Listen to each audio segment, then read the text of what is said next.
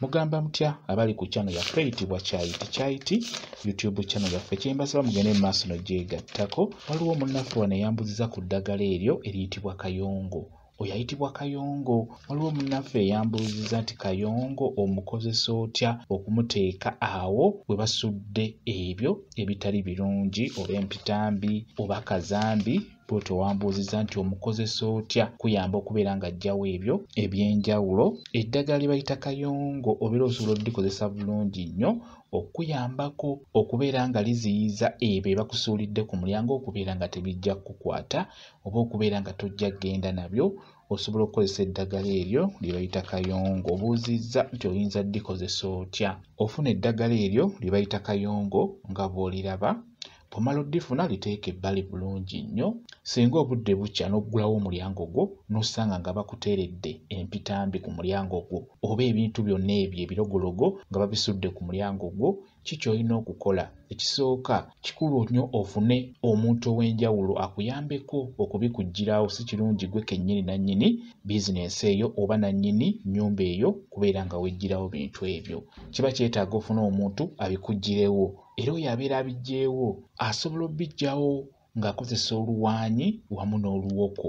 Kwegamba tabikwasa ngalo, abikwasa eddagala eryo abiggyeewo mpola mpola ate era abitwala abisuule ku luwaanyi oba asobola obbisuula ku luwoko. Ekirungi ky'oluwoko, ebintu ebyo bye babeera bakusuulidde ku mulyango ebyo ebirogologo ebyonziira ebyo, singa obikwata n'obitwala ku luwoko, we liba nga libadde eddagala nga babadde balikuleetedde, w'olisuula ku luwoko, oluwoko olwo luba lujja kukala. Kwegamba dde oluwoko lukulaga nti lino libadde eddogo. N'olwekyo kikulu nnyo ebintu ebyo oba obiggyawo bisuule ku luwoko.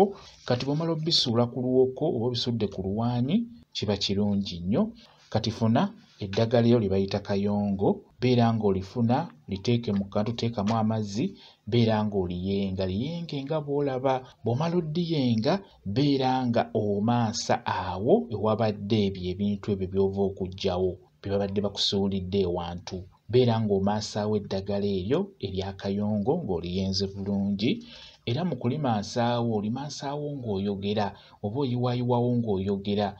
Ogamba nti ono Kayongo njagala ayongobeze ebyo byonna bye babadde bandeetedde mu maka gange oba ku bizinensi yange. Kayongo yongobeza eddogo lye babadde bandeetedde ku bizinensi yange. Yongobeza ebyonziira ebyo byonna bye babadde bandeetedde ku bizinensi yange oba ku maka gange.